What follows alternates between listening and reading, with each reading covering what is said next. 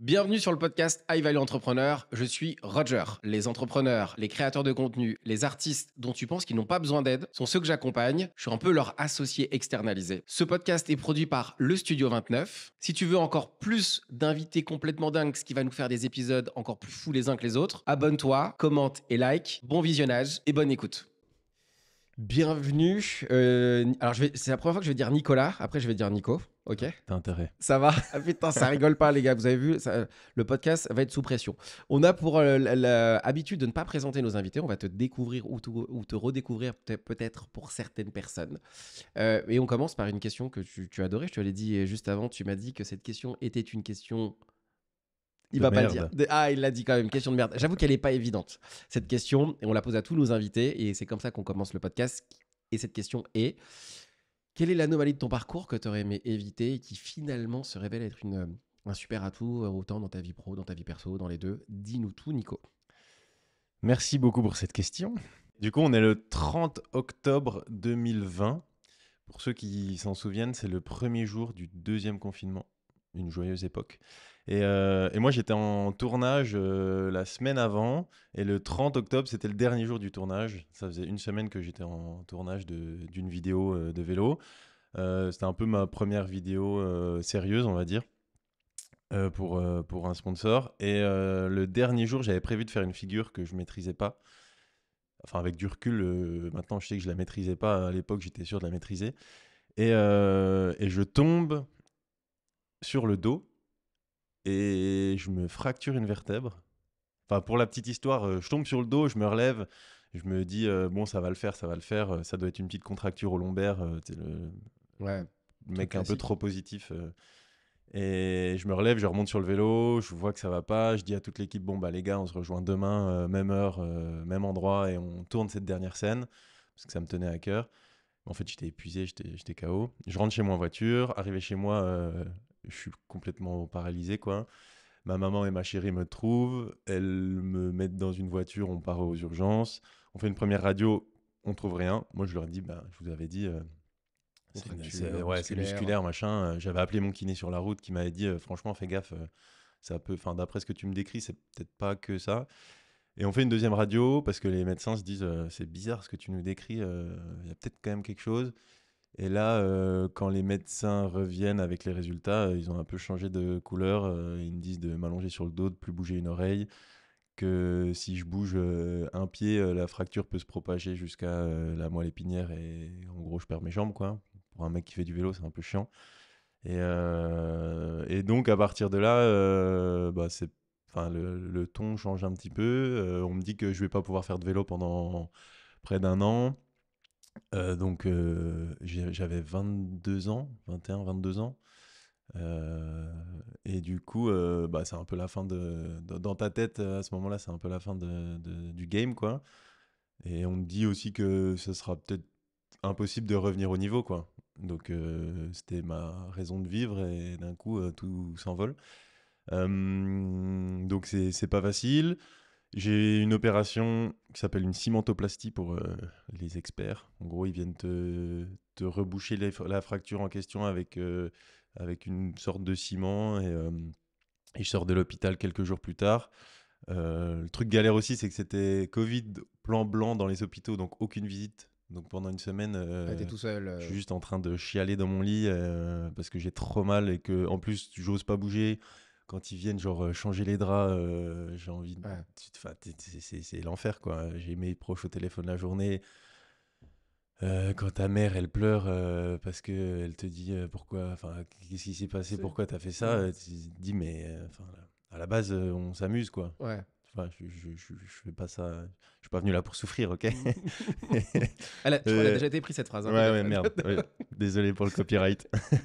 Et, euh, et non, du coup, c'est des moments enfin, très durs. Et donc, c'est le truc qui, sur le moment, j'aurais vraiment préféré l'éviter parce que je pensais que c'était la fin. Et en fait, dès 6 mois, un an prévu par les médecins, finalement, je suis de retour sur le vélo au bout de 3 mois, en accord avec eux et avec les kinés, qui voient que, bah, en fait, ok, mon dos, il est encore fracturé, mais vu que j'avais fait des bonnes prépas physiques pendant presque 15 ans avant, Finalement, c'est les muscles qui tiennent mon dos et c'est pas mon squelette, quoi. Donc, on peut y retourner doucement. Et 6 mois, enfin, ouais, 6 mois après l'opération, je suis de nouveau à 100% de mon niveau. Et puis après, ça repart sur que de la croissance, on va dire. Et en fait, je me rends compte que dès le diagnostic de ce truc grave, il y a eu peut-être un petit moment où je me suis dit, est-ce que c'est pas le moment de faire autre chose là? Ça y est, j'arrive à la fin de mes études.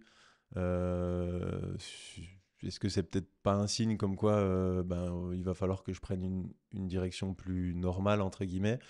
J'étais en école d'ingé. euh, et puis en fait, passé cette petite réflexion-là, je me suis dit, bah non, enfin, c'est pas ça que je veux, quoi. Pas tout ça pour ça, quoi. Ouais.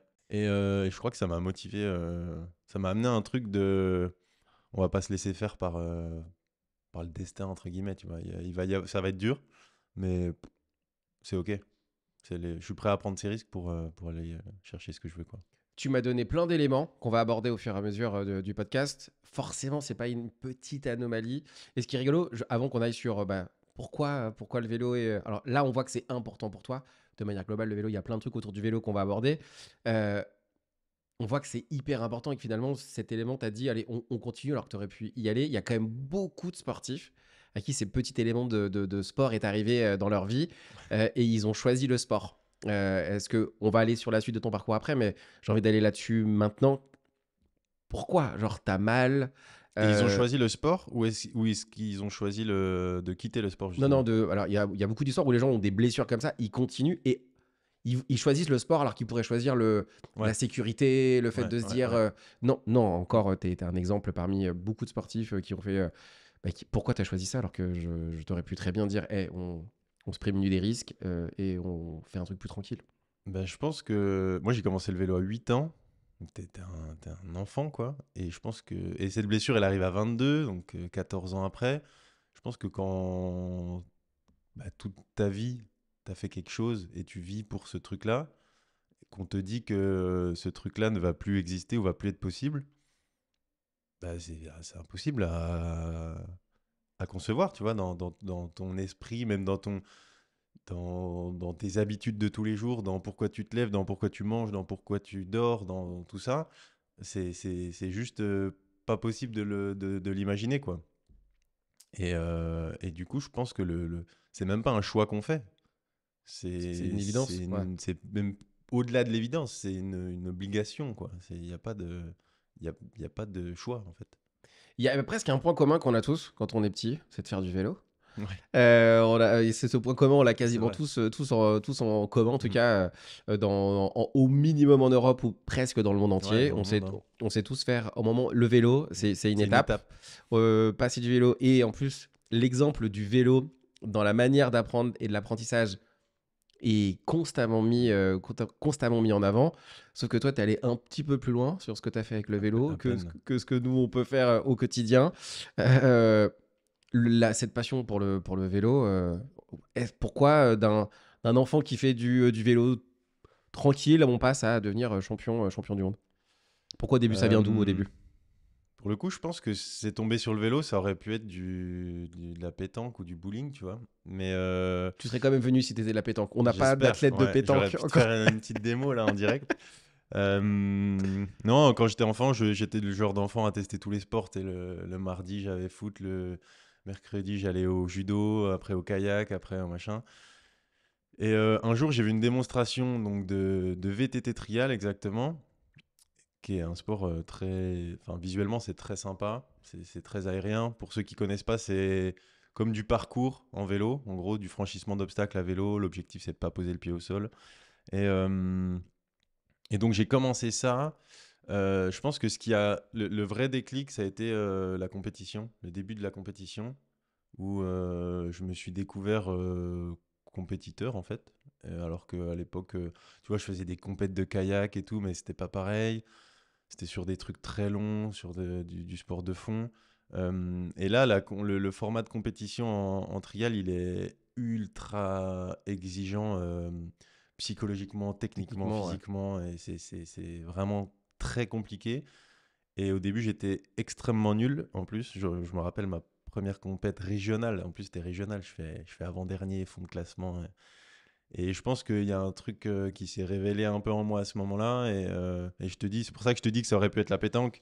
C'est que c'est vraiment la découverte de la compète qui m'a fait switcher et qui m'a forcé à continuer et à éliminer au fur et à mesure les autres sports pour finir par faire que ça, On quoi. t'a jamais dit, ouais, putain, en VTT, t'assures, en vélo, Non, t'assures, t'as jamais eu un non, de tes potes parce que jamais. moi, quand j'étais plus jeune, on avait des potes quand on faisait du vélo.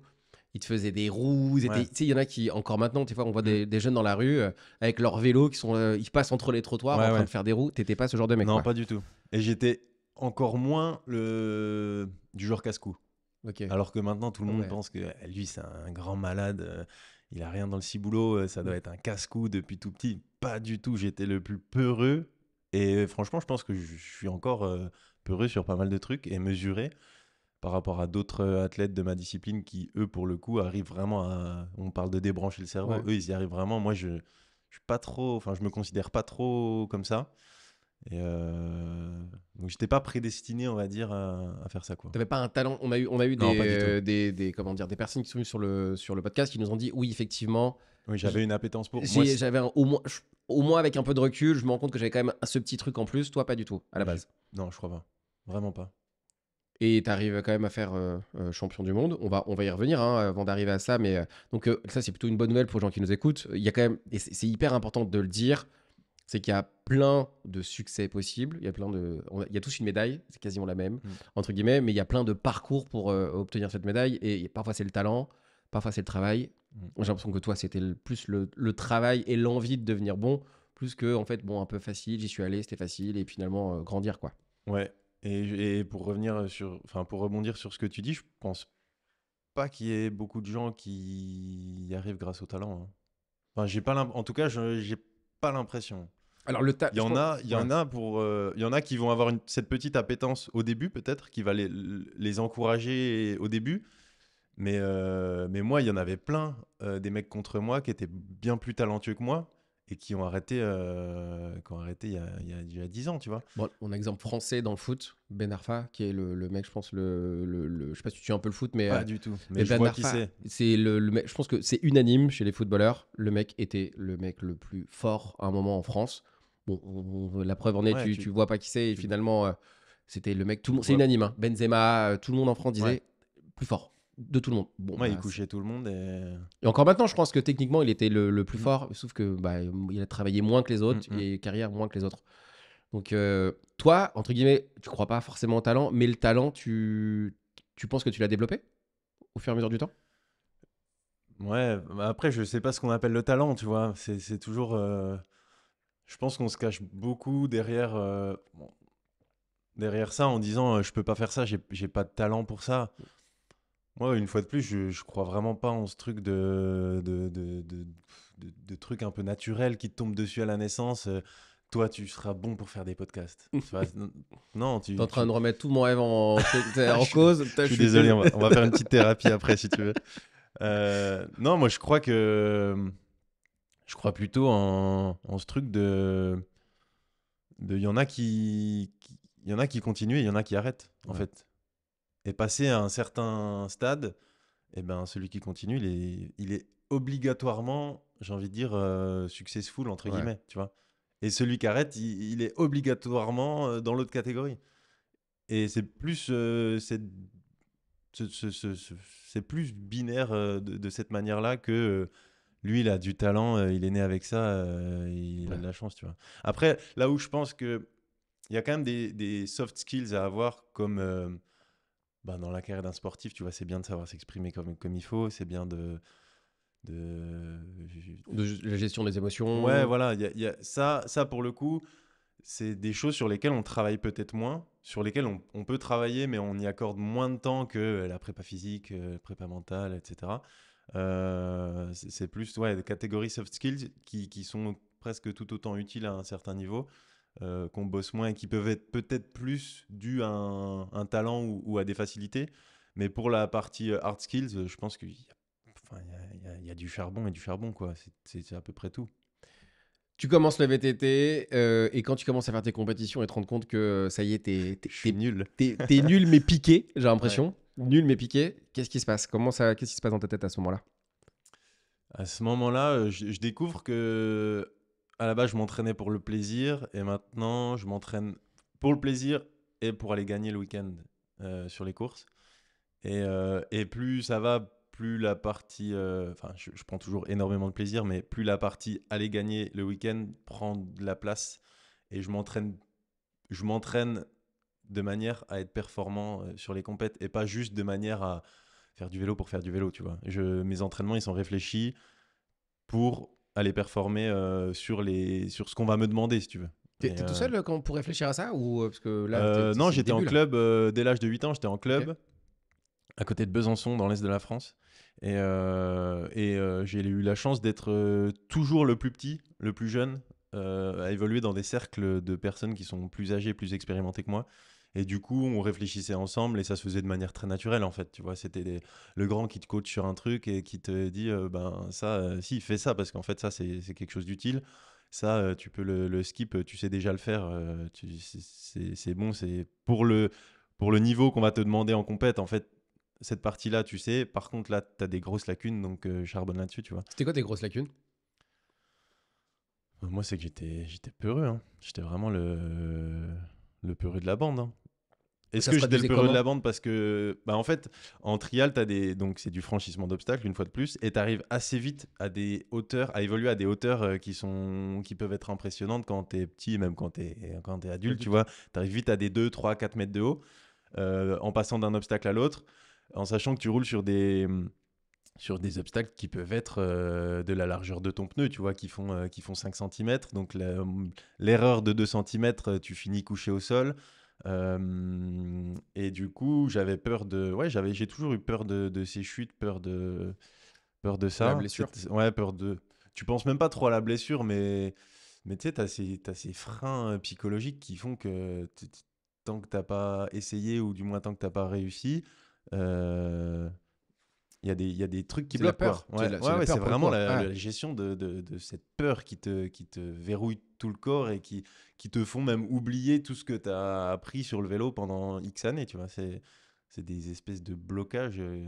Et ça, c'est super dur à, À à dépasser. combattre, tu Ouais. vois. T'as fait comment pour le dépasser?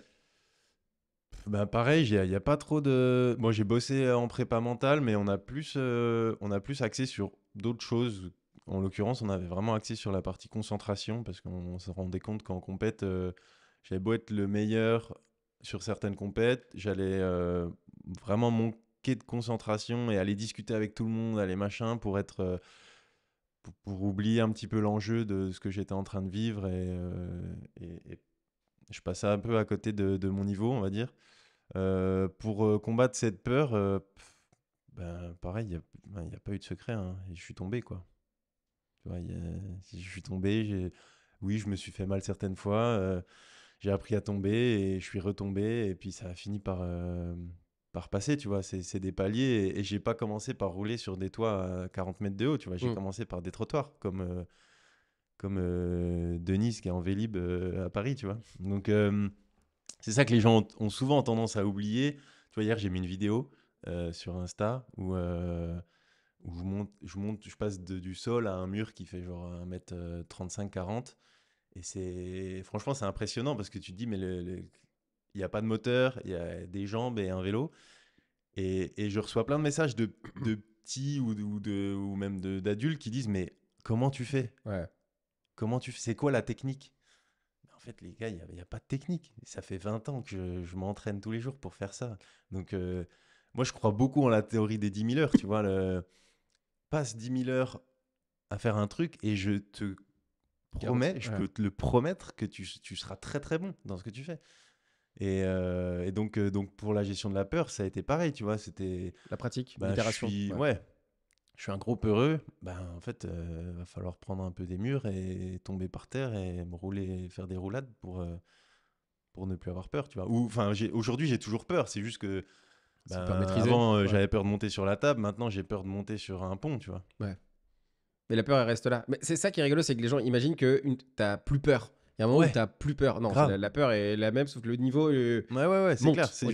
juste plus le même. Ce qui change avec les années, c'est que tu es conscient que tu as peur et que tu arrives à extérioriser un petit peu et te dire ok, donc là, je sens que mes jambes, j'ai un peu les jambes en coton. Tu vois, tu es plus conscient des symptômes que ça te provoque, cette peur, ce stress. Et je pense que ça facilite aussi ta gestion de ces émotions-là. Chose que quand tu es petit, tu te rends pas compte, tu vois. Ouais. C'est juste, tu te liquéfies et ça te coupe les jambes, c'est tout. En grandissant, tu sais quoi faire, tu sais plus quoi faire pour gérer ça. C'est sûr que quand on va sur Insta, je vous conseille d'aller sur Insta, de suivre Nico. Il y a des images de fou. Il y a même des images de chute là, où on te voit Ouais, faire. bien sûr, ouais, il y en Qu'en a. fait, tu pourrais montrer que. Je Hein, suis une machine. c'est qui le plus balèze. Il y a même des images où tu chutes, où on te voit chuter. Ouais, carrément. Donc en fait, c'est aussi cohérent avec le discours que tu as. Et ça m'emmène sur deux sujets, parce qu'il y a forcément celui de la connaissance de soi, mais aussi la gestion de ta peur, mais forcément de ton entourage. Donc Mm. tu as des parents, tu es Mm. relativement jeune quand tu le fais. Donc moi, je vais d'abord aller sur la connaissance de soi. On voit, là, quand tu parles, parce qu'en fait, tu pourrais très bien dire, il y a plein de gens qui pourraient très bien dire à ta place, en fait, j'ai pas vraiment eu peur. Raconter une histoire dans laquelle tu dis, j'ai surpassé ma peur, j'avais pas peur, non, non, et je suis allé plus loin que ma peur. Non, toi, tu dis clairement, je m'appréhende, je sais comment je fonctionne, je sais que c'est de la peur, je sais que j'avais pas envie d'y aller. Donc, j'ai l'impression que dans la manière dont tu le dis, c'est que tu as réussi à super bien t'appréhender, à pas te raconter une histoire qui était complètement fausse sur toi, parce que si tu te racontais que tu n'avais pas peur, bon, en fait, tu te prenais pas en considération. Donc, difficile d'améliorer ce contexte si tu avais véritablement peur et que tu ne le disais pas. Donc, il y a aussi, j'ai l'impression, une énorme manière de t'appréhender en tant qu'humain, en termes de globalité. Tu sais que tu n'es pas forcément le meilleur, tu veux être compétiteur, tu as peur, tu as un peu pris tout ça et tu as dit, c'est un peu, j'ai l'impression que c'est quoi l'équation pour devenir meilleur, si je résume un peu.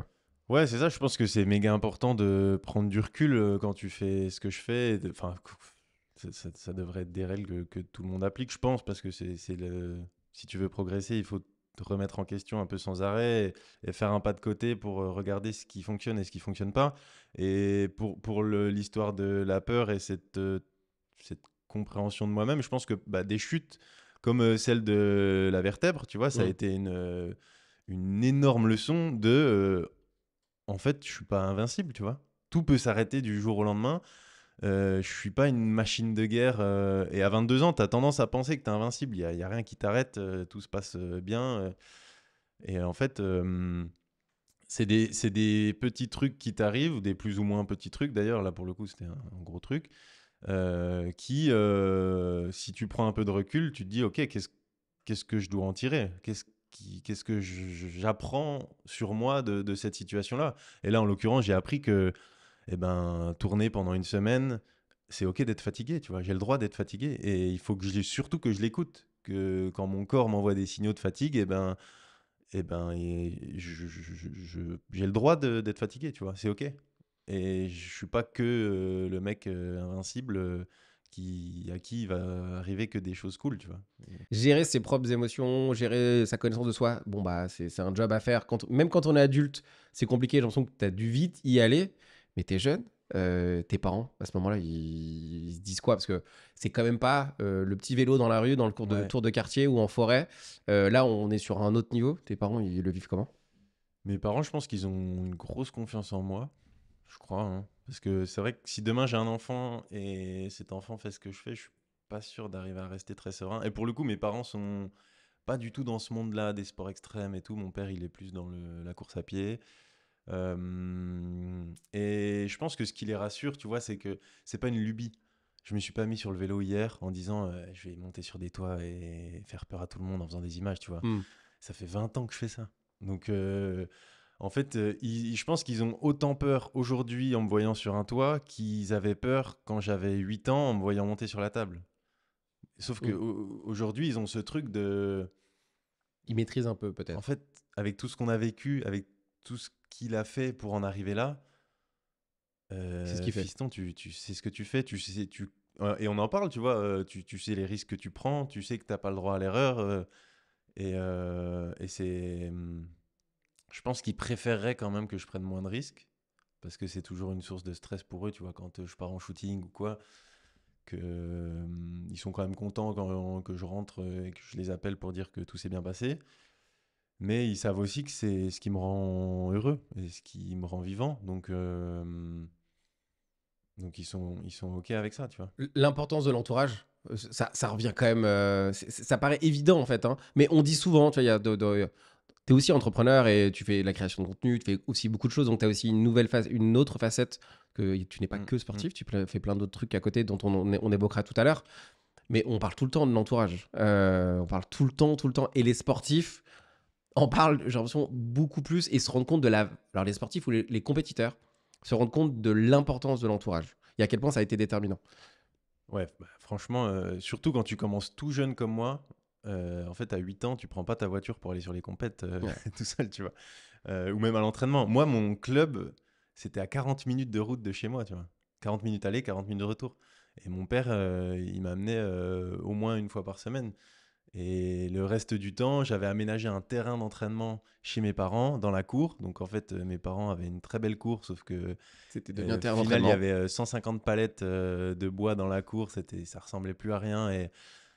Et sans eux, enfin, j'aurais évidemment rien fait. Mais quand je te dis rien fait, c'est que je serais pas sorti de ma rue. C'était impossible. Et ça l'est toujours, je pense, d'une autre manière. Mais il y a plein de choses aujourd'hui. Je me rends compte que je fais encore beaucoup de choses un petit peu pas pour eux, mais Pour le rendre fier. pour ouais, les rendre fiers d'une certaine manière. C'est eux les premiers à voir tous mes gros projets. Si ça leur plaît pas, eux, si demain ils me disent enfin, ouais, ce que tu fais c'est nul, ça nous plaît pas, franchement, je pense que je remettrais beaucoup de choses en question, tu vois. Et c'est au-delà de l'aspect financier, logistique dont tu as besoin, etc., quand tu es petit, je pense que tu développes aussi une espèce de reconnaissance. Enfin, en tout cas, moi, je développe une reconnaissance éternelle envers mes parents, même mes grands-parents qui ont été très présents, qui fait que j'ai aussi envie de me surpasser pour leur montrer que, eh ben, tu te rappelles, en 2010, on avait organisé toutes les vacances en fonction du calendrier de compète, et ça pendant peut-être les 10 années qu'on suivit, eh ben, ça valait le coup, quoi. C'était pas, c'était pas inutile. Ok, on a fait quelques sacrifices, même si je pense qu'ils l'ont pas vécu, même avec du recul, comme des sacrifices, parce que c'était beaucoup de bons moments. Et c'est quand même ouf de vivre des trucs comme ça avec tes enfants. Je pense que ça n'a pas de prix, tu vois. Tu les vois grandir, tu les vois mûrir. Euh, je pense que le sport, c'est un vecteur de maturité enfin, c'est un environnement dans lequel, enfant ou ado, tu te construis des bases qui sont plutôt très solides pour le reste de ta vie. Et à mon avis, enfin, vivre ça en tant que parent et voir ça un petit peu se construire tous les week-ends, c'est quand même précieux. Et c'est un super cadeau que tu fais à ton enfant. Mais d'un autre côté, ça peut être très rassurant aussi pour des parents de se rendre compte que bah voilà, ton enfant, il est plutôt bien câblé. Et toutes ces expériences font qu'aujourd'hui, il mène des projets super et il vit de sa passion en plus. Donc, Ils écoutent les podcasts, tes parents? ouais, ils écoutent les podcasts, T'as ouais. envie de leur dire un truc? Eh ben, papa, maman, je vous aime. Déjà, je pense que c'est important de le dire. Et merci, mais je leur dis très souvent. Et je fais tout pour qu'ils le sachent, quoi. J'ai pas trop de tabou, tu vois. Je suis Ouais. méga proche de mes parents. Franchement, il n'y a j'ai pas trop de pudeur, on va dire, Mais là-dessus, tu vois. alors, je vais faire en plus un cliché sportif. T'es un mec, dire je t'aime à ses parents. Moi, je connais plein de potes qui disent pas je t'aime à leurs parents. Ouais. Et toi, t'es hyper à l'aise à le dire. C'est là où je pense que c'est hyper intéressant, même pour beaucoup de gens. Le fait de se connaître, le fait Mm. de pas se mentir, le fait d'être Ouais. aussi à l'aise avec le fait de. Tu vois, genre, je pense que je pose cette question à quelqu'un d'autre, de lui dire tu dirais quoi à tes parents? Il pourrait y avoir une montée de trucs qui arrivent un peu chaud, dire, et toi, t'as dit, papa, maman, merci, je vous aime, je t'aime, tranquille, à l'aise, t'es hyper à l'aise avec ça, en fait. Bah, je crois qu'il faut l'être Ouais. hein, quand tu vois, c'est cliché ce que je vais dire, mais tu vois, C'est bien les clichés parfois. non, mais Les clichés sont pas totalement faux tout le t'écoutes. temps. Moi, je suis assez fan de des témoignages des vieilles personnes, tu vois, Hmm. des vieilles voire très vieilles personnes, genre les gens qui vont pas tarder d'y passer. Hmm. Et ce qui ressort tout le temps, en fait, c'est intéressant de constater que c'est tout le temps les mêmes choses qui ressortent. Je regrette de ne pas avoir dit je t'aime ou de ne pas avoir dit merci. Je regrette de ne pas avoir passé plus de temps en nature. Je regrette d'avoir autant travaillé. Je regrette de...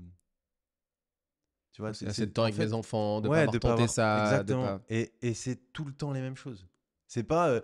t'entendras jamais un mec qui dit je regrette de ne pas avoir fait plus de profit telle année parce que vraiment il y avait des opportunités en or, machin. Ça arrive jamais. Et je crois que c'est vraiment c'est plus ces gens-là qu'il faut écouter. J'adore écouter les enfants et les personnes âgées parce que c'est eux qui ont une forme d'insouciance. Ils s'en foutent de ce que tu penses d'eux et ils parlent de manière Libéré. très libérée. Mm. Et je trouve que c'est trop intéressant. C'est de ces gens-là qu'on devrait plus s'inspirer et c'est ces gens-là qui n'ont pas du tout la parole en plus. Donc c'est un peu paradoxal. Mais, euh, mais oui, je suis OK avec ça parce que je crois qu'il faut l'être le plus tôt possible dans sa vie, tu vois. J'ai perdu un pote il y a un mois. Si j'avais pu l'appeler pour lui dire je t'aime, tu vois, je l'aurais dit. Mm. Et je pense que je le dis à tous mes potes. C'est arrivé. Si, il est arrivé quoi? Si tu peux y Un aller. accident en montagne. Ça arrive quand même très souvent, l'accident en montagne. Mm. Moi, j'ai travaillé à l'UCPA Ah pendant. ouais. Ouais, j'étais. J'ai appris que tu avais été danseur aussi. Il faut qu'on creuse ça après Ouais, tout à l'heure. on va creuser. Alors, c'est parce que ça commence à savoir de plus en plus et Ouais. les gens veulent y aller. On veut une vidéo sur toi. Ah là, putain, c'est quoi? Je vais faire mon vieux de ouf. À l'époque, il n'y avait pas autant de caméras que ça. On avait une pote qui avait un caméscope, dis-toi. Donc c'était quand même. Ouais, donc dans une MJC, dans un quartier qui était très sympathique, qui s'appelait Magali, qui s'appelle toujours, je pense. C'est la seule. On te salue, Magali. Salut Magali, je sais même pas s'il y avait. Ressors les cassettes, s'il te plaît. Envoie-moi un message privé. Franchement. Et mon blaze, et je donne une exclue. Mon blaze de breaker, c'était Crazy Air. Allez, on y est, les gars. Monsieur Crazy Air. aérien. Les gars. Attention. Il était pas plus aérien que ça en plus. Bordel, faut Et qu'on lance une recherche. la montagne, moi j'ai travaillé à l'UCPA, été et hiver, donc à la montagne. Je sais qu'il y a des trucs. C'était dans le cadre du sport ou pas du tout? Ouais, bah non, pas vraiment. Lui, il préparait le diplôme pour être guide de haute montagne. Ok, ouais. Donc en fait, tu as une liste de courses à faire. On appelle ça des courses. C'est en gros des sommets où ça va être la cascade de glace, ça va être de l'alpinisme et compagnie. Et sur une des sorties, en fait, c'est des endroits où tu n'as pas le droit de tomber. Ouais. Tu vois, c'est un peu comme ce que Ouais, je je vois fais. très bien. Tu n'as pas du tout le droit de tomber. Il a fait une erreur, il a payé le prix. Et voilà. Moi j'ai un pote qui était, il s'appelait Fabrice, l'Everest. Il est parvenu. Moniteur ski de Chamonix, donc je connais dans le monde, je suis Ouais, pas ouais. dans le sport extrême, mais forcément je vois l'émotion et je vois ce que c'est de cet aspect-là. On va pas y aller, c'est pas forcément le sujet à proprement parler, mais en tout cas on voit que tu es à l'aise avec tes émotions et que voilà, Ouais. ça reste quelque chose qui est important pour toi, j'ai l'impression, en tout cas. Donc, dites je t'aime aux gens que vous aimez. C'est bien. C'est- Ça coûte pas grand-chose. En plus, je fais une petite promo pour notre ami Ben PLG, Dire je t'aime, c'est son album. Euh... Pas d'instant promo qui sert à rien. Si on continue ton parcours, forcément, on voit qu'il se passe quelque chose. Ça y est, t'es lancé dans l'aventure, tu veux devenir meilleur. À quel moment tu commences à te dire putain, je vais en faire quelque chose de ma vie et que ça devient sérieux, quoi.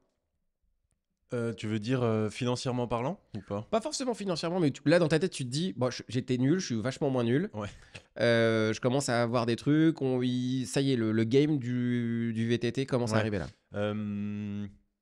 Je pense que quand je commence à gagner des compètes nationales, là ça devient un peu sérieux. Tu vois, mes parents comprennent qu'il y a peut-être des cartes à jouer un peu plus haut. Et ensuite, en fait, ça s'est fait en plusieurs étapes très crescendo. J'ai gagné ce titre de champion du monde en 2015. Et en fait, j'ai pas trop pu en profiter parce que, pour la petite histoire, je gagnais le titre, je crois que c'était le 2 septembre 2015. Et le 4 septembre, je faisais ma rentrée en maths sup, maths spé. Donc, j'avais pas du tout le temps de penser à célébrer une victoire ou quoi, tu vois. Donc, c'était en Andorre. Donc, je gagne le 2. En gros, le 3 au soir, je remonte. Et le 4 au matin, je suis en cours de physique. Et je me tape des 50 heures de cours, 30 heures de devoirs par semaine. Enfin, et donc à ce moment-là, je me dis pas que ça va aller beaucoup plus loin. Je me dis, bon, on a bien rigolé pendant les presque 15 dernières années. Maintenant, là, j'ai un gros chantier devant moi. Je veux décrocher la meilleure école d'ingénieur que je peux décrocher. Je vais continuer à m'entraîner parce que j'en ai besoin. Tu vois, en fait, quand tu bouffes du sport et de la compète pendant tant d'années, c'est un truc en toi qui, physiquement, t'en as Ouais, besoin. Tu vois, c'est c'est même endorphine ouais, qui ouais, te ouais. dit Physiquement, t'es accro en ouais, fait. si tu veux Ouais. pas vriller, t'as besoin de ta dose. Donc, je continue à m'entraîner tous les jours. Et là, j'ai énormément appris pendant cette période parce que emploi du temps de malade mental, il faut caler les entraînements par-dessus, il faut caler certaines compètes par-dessus, louper certains jours de cours, mais genre louper un jour de cours en prépa, mais tu te rends pas compte de la Mm. quantité de... L'information que tu loupes Ouais, c'est nimp, et puis les vraiment. informations d'après Ouais, ouais, que c'est t'as clair. pas à la base. Et du coup, ça me met un peu en mode survie là-dessus pendant 3 années. Parce que j'arrive pas à la fin de Normalement, la prépa, c'est 2 ans. À la fin de ma deuxième année, j'arrive pas à avoir l'école de mes rêves. Qui était? Et qui était les arts et métiers. C'est une école Très bien. assez Ouais. connue en France, euh, historique. Et du coup, je décide de refaire une année de prépa, troisième année. Et à la fin de cette troisième année, j'arrive à intégrer les arts et métiers. Donc, très belle victoire qui a demandé beaucoup, beaucoup de taf. Mais dont je suis plutôt fier, tu vois, tout autant qu'un titre ou quoi. Parce que c'est dur. Hein. Franchement, ça, j'ai pas honte de le dire, c'était dur. Et, et donc, pour revenir à ta question, c'est plein de petites étapes qui ont fait que finalement, j'ai jamais pensé être là où je suis aujourd'hui. Vraiment, j'aurais jamais pensé vivre de ce que je fais. Comme j'ai toujours eu ces études à côté, dans ma tête, même en école d'ingé, je me disais, bah, peut-être sortie d'école, je prendrais 1 an pour kiffer un peu sur le vélo et tout, et peut-être voyager un peu, et puis après, j'irai bosser en bureau d'études comme tous mes potes, où j'irai faire des datas, où j'irai en finance ou machin. Et en fait, c'est plus les opportunités qui ont fait que, ben, un matin, je me suis réveillé, je me suis dit, mais merde, ça y est, je vis, je vis du vélo, quoi. Enfin, et c'est plus ça qui a fait que j'ai jamais écrit sur un calepin, ok, en Ouais. 2024, je voudrais être devant Roger et je voudrais vivre du vélo, machin. Tu me dis déjà 2 fois, tu dis que je vais pas être le meilleur. C'est pas un talent de podcast. Et en plus, tu me dis que t'avais pas mis ça dans ton. J'avais pas mis ça dans mon plan Putain, je parce que, suis parce deg. que, parce que je rêvais beaucoup plus petit que ça, tu vois. Ouais. Je rêvais beaucoup plus petit que ça. Je pensais pas du tout que c'était possible. Et en fait, plein d'opportunités font que, je sais pas, il y a un matin, un sponsor qui t'appelle pour te dire, ben, tu finis quand les études? Ok. Et ben après, je t'embauche. Parce que là, moi, j'ai l'impression, là, j'ai cette idée qui pop en tête depuis tout à l'heure. En fait, t'es presque un champion du monde anonyme. Genre, parce qu'en fait, ce qui est horrible dans le sport, pour avoir accompagné pas mal de sportifs, c'est que si c'est pas un sportif qui est dans une industrie Ouais, de ouf. ultra visible, moi, je connais plein de gens Bah qui oui. sont champions du monde, mais Et cite-moi le champion du monde d'escrime. je, je connais pas. De toute façon, Ah ouais. mais ce qui est fou, c'est que en fait, le VTT en France, c'est pas le truc le plus mainstream du Mm. monde. Si tu tombes sur l'équipe ou sur une chaîne, tu vois des mecs faire des trucs en VTT ou des VTT de Et descente ou encore, des choses comme ouais, c'est ça, ça. La tu vois. descente, encore, ça a bien le vent en poupe ces dernières années et c'est trop bien. La partie cross-country, donc la partie plus olympique, c'est pareil, ça a bien le vent en poupe. Mais dans le VTT, il y a 5000 disciplines. Ouais. Dans le BMX, il y a 5000 disciplines. Tout le monde, enfin, personne ne sait exactement quelle discipline tu fais. Donc c'est clair que quand tu es champion du monde de trial, bah, ok, Alors, c'est va, horrible va, ce que je veux va dire. en cours 2 jours après et puis c'est bien, C'est que quoi. le monde entier, entre guillemets, c'est pas, on s'en bat les couilles, On s'en quoi. fout complet. Ouais, Ouais. donc c'est-à-dire que limite, je pense que ça, c'est un des trucs dont les gens n'imaginent pas. Là, il y a les JO, on va beaucoup parler Ouais.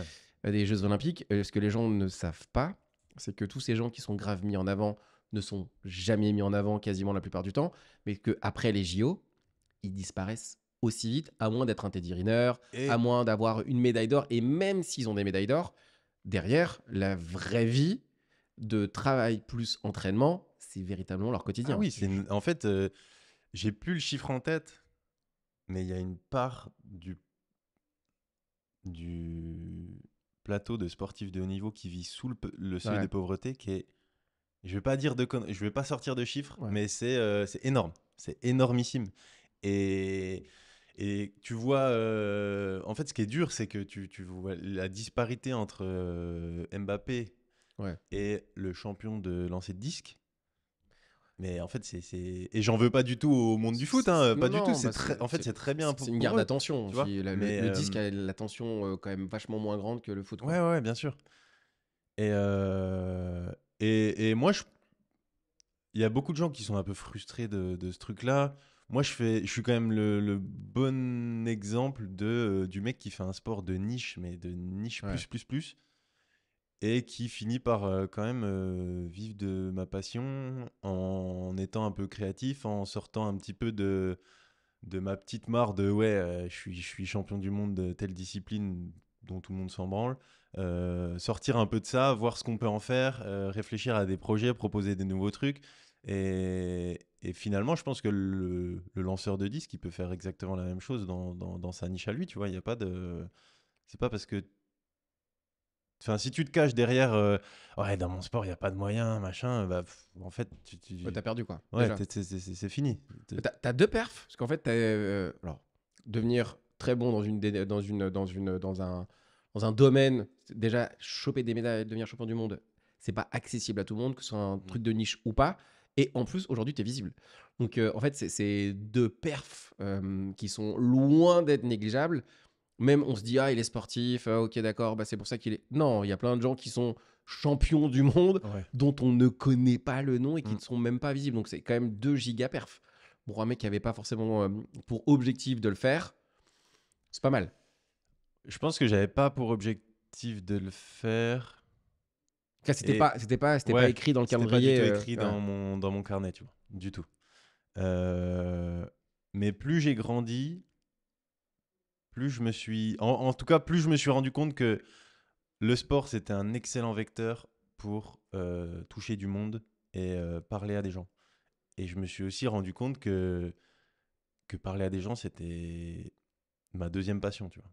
En fait, j'ai compris ou j'ai réalisé que faire du vélo pour faire du vélo et montrer aux gens que je suis fort sur un vélo, ça me bottait pas trop. Enfin, c'est pas ça qui m'intéressait. Et depuis tout petit, je fais des démonstrations. Tu vois, depuis que j'ai 9 10 ans, je fais des démonstrations sur des événements. Alors à la base, c'était des petites foires à la saucisse. Et puis maintenant, c'est des événements comme les Jeux Olympiques de Paris, tu vois, Ah ouais, une petite, une petite fête qui va y avoir juste à côté. c'est pas très loin. Ouais, Tu vas être au JO. Donc, ouais, c'est ouf. Non. ouais, c'est complètement ouf. Surtout que mon sport est pas du tout olympique. Ouais. Donc c'est complètement oufissime Tu sais pourquoi ils t'ont choisi?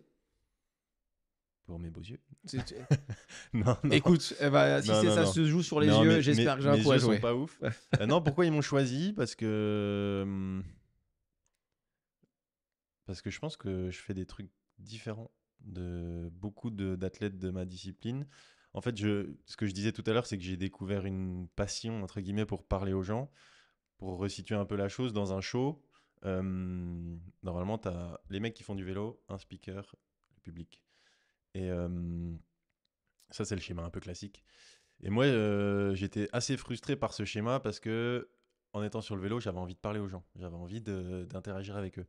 Donc, j'ai viré mon speaker. Non, je vais pas virer mon speaker, Tu mais as dit, viens, on essaye un truc où c'est moi qui parle pendant que je fais du viens, on vélo. essaye un truc, on fait la même chose, mais sans toi. Non, non.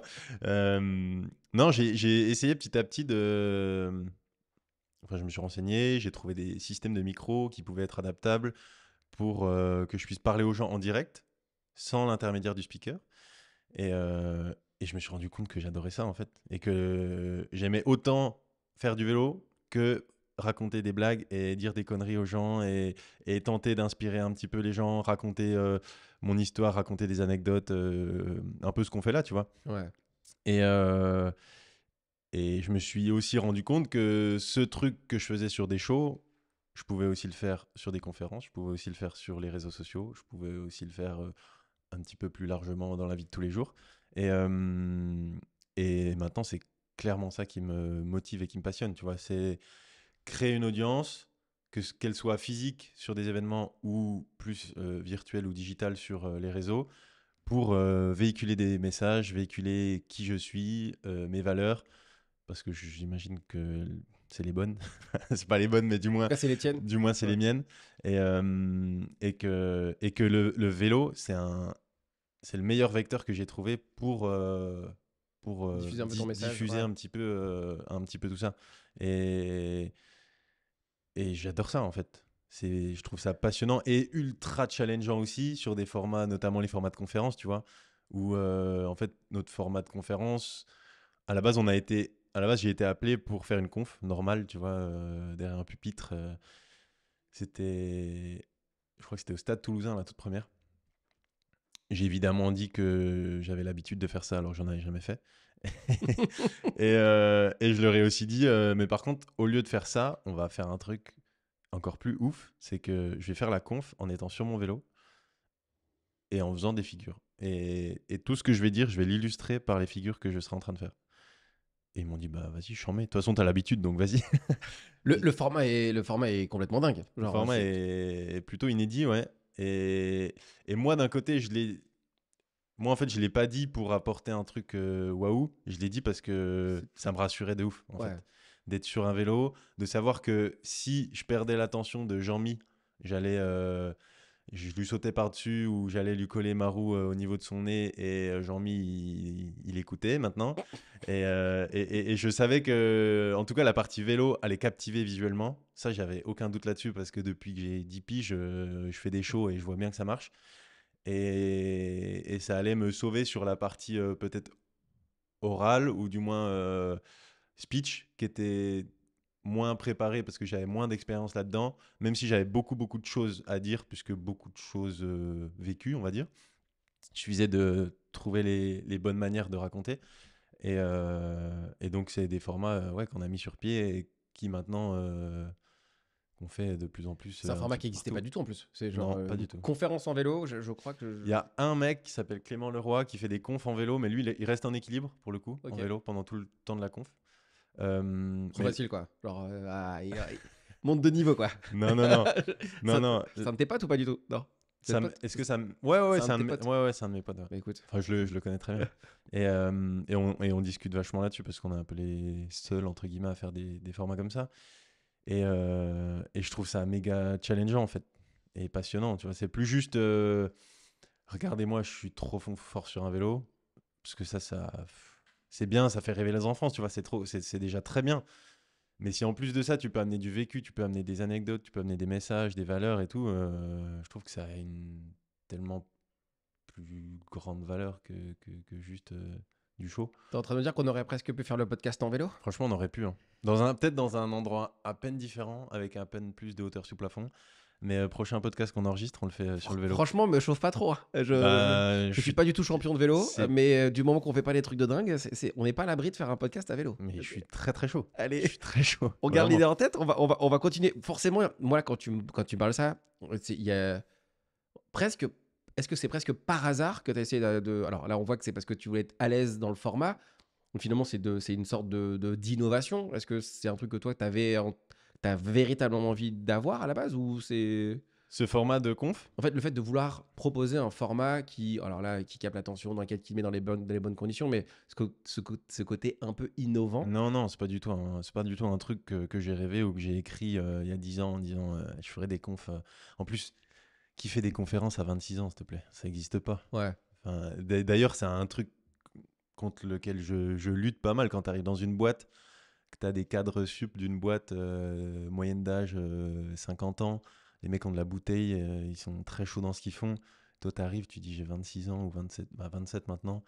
Et je vais vous apprendre, je vais pas vous apprendre la vie, mais La en tout persévérance, cas, ouais, je vais vous apprendre la dépasser. confiance en soi. Au début, franchement, c'est chaud. Hein. Du coup, je disais pas mon âge. Et en plus, je fais jeune, tu vois. Enfin, Force ou faiblesse, ton jeune âge? Avec un peu de. faiblesse de ouf. Ah ouais? Que faiblesse. Ouais. Faiblesse, la seule force, c'est que les gens sont étonnés quand je leur dis. En général, ils disent ah ouais, putain, je pensais que t'étais plus vieux. Enfin, en tout cas, en t'écoutant, je pensais Ouais. que t'étais plus vieux parce que en te voyant, On voit on voit que je suis jeune quand même. Mais non, faiblesse. Et même vis-à-vis des sponsors, vis-à-vis des projets, vis-à-vis Et de plein de trucs. pas de prise au sérieux, généralement, c'est un Ouais, peu ce qui revient. de ouf, de ouf, de ouf. Méga faiblesse. Donc- C'est trop chiant d'ailleurs. Enfin, ouais, c'est chiant, tu vois, d'avoir une espèce de barrière à l'entrée parce que t'es là. Et ça se gomme de plus en plus parce que bah, forcément le temps passe et donc je vieillis. Et j'ai l'impression que les marques ont beaucoup plus de facilité à faire confiance à un mec qui a 30 piges qu'à un mec qui en a 22. Même si le mec qui a 30 est beaucoup moins bon et a beaucoup moins de matière grise à mettre à contribution que le mec qui a 22, tu vois. Mais c'est bête, mais ouais, maintenant je mets plus mon âge dans les diapos. Donc, format de conf complètement insane. J'ai trop envie de la voir maintenant, ce type de conf, j'ai trop envie de voir. Je t'inviterai à la prochaine. Les JO, bon, bah écoute, on va bientôt te voir en plus Ouais, en grave. train de faire ça. Par contre, il y a un truc qui, moi, me pop là en disant ça, si on fait un petit flashback. Arrêt métier, j'ai un de mes frères qui l'a fait, donc je sais la Ah ouais, donc tu complexité, connais très bien, ouais. de faire et de rentrer là-dedans. Surtout de rentrer, ouais. Ouais, et bon, une fois que tu y es, c'est cool, mais bon, faut bosser, quoi. Ouais, ouais, C'est plutôt, oui. voilà, ça y est, c'est fait. Mais il était pas champion, du monde de VTT, il fallait grave bosser. Toi, donc, tu as fait le VTT, même si tu es un peu moins qu'avant, j'ai l'impression. Mhm. Mais ça reste, parce qu'en fait, c'est pas comme s'il fallait pas bosser, quoi. C'est pas genre tu fais la prépa, tu rentres et après c'est tranquille. Non, Ouais. le jeu commence et en même temps tu fais t'es en même temps athlète entre guillemets. Ouais. Comment t'as fait les deux? Déjà un c'est dur, mais les deux en même temps. Bah franchement, j'ai ramassé de ouf. Surtout la première année où tu sais, tu sors du lycée, tu penses que t'as un bac mention très bien, tu penses que t'es un bon élève, tu arrives en prépa, t'es une merde, mais vraiment.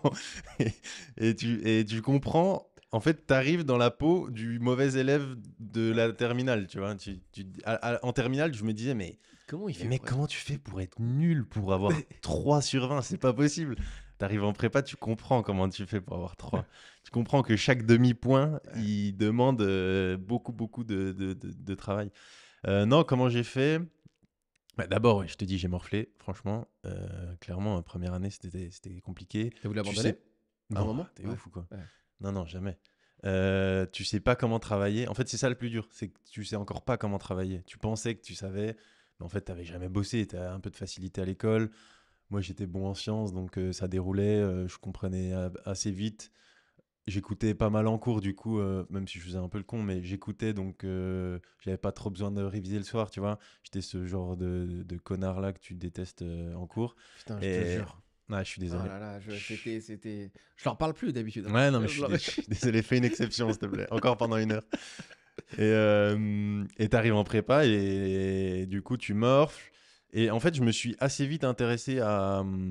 ça, je pense que c'est la compète aussi, à comment être meilleur là-dedans, quoi. Comment optimiser, Hmm. comment organiser, comment apprendre mieux, parce que je me suis renseigné sur les différentes méthodes d'apprentissage, sur c'est tout con, mais le fait qu'il y ait des gens qui ont besoin d'écrire pour apprendre, d'autres qui ont besoin de lire, donc d'autres qui ont besoin de parler, de réciter ce qu'ils doivent apprendre pour apprendre. Voilà, essayer d'hacker tous ces petits trucs dans mon cerveau pour être plus efficace et du coup pour avoir le temps nécessaire dans ma journée pour aller m'entraîner, pour aller à la muscu, pour aller sur le vélo et compagnie. Et, euh, et je me suis pas mal penché, c'est très cliché aussi, mais c'est là que le développement perso est rentré un petit peu dans ma vie, je crois, parce que je sais pas, ça m'a semblé être la voie un peu naturelle pour apprendre tout ça et réussir à aller où je voulais aller. Et donc j'ai lu pas mal de bouquins en parallèle. À l'époque, il n'y avait pas trop de podcasts, tu vois, Oui, ça, il y en 2015, a pas trop. 2016, ou si, il y en avait peut-être, Mais mais aux plus des États-Unis, quoi. ricains, ouais. Ouais. Et j'étais encore pas trop là-dedans. Mais du coup, j'ai lu pas mal de bouquins, T'en as un en tête? T'en as un en tête là des que. podcasts ricains Non, de ou des livres que t'as livres. lu, t'en as un qui Ouais, il t'a. y en a un qui m'a matrixé, mais que aujourd'hui je relis un peu des fois et je me dis putain, c'est de la merde. Donc je pense que ça dépend vraiment des étapes de vie. C'est Pouvoir illimité de De Anthony Tony Robbins. Robbins. Ouais, je vois très bien. Non, non, mais à l'époque, il n'y avait pas beaucoup d'interlocuteurs autres que lui sur ces Ouais, sujets-là, avec où il parlait de PNL ouais, et toutes ouais. ces choses-là. En plus, et puis, il est Et c'est comme. un beau pavé, ouais. Ouais, c'est un beau truc. Donc, Mais oui, ok. ouais, j'aimais bien parce qu'il y a beaucoup d'anecdotes, Ouais. beaucoup d'illustrations. Mais en fait, enfin, avec du recul, c'est ricain, quoi. Oui, c'est très américain, oui, effectivement. C'est le cliché du ricain. Et du coup, maintenant, j'ai plus de mal avec ces bouquins-là. Mais à cette époque-là, c'était pile ce dont j'avais besoin, tu vois. Ouais. C'est exactement ce qu'il me fallait. Donc, merci Anto, Si tu nous regardes. qui ne nous regarde pas, ouais, clairement. Mais ouais, c'était des bouquins comme ça.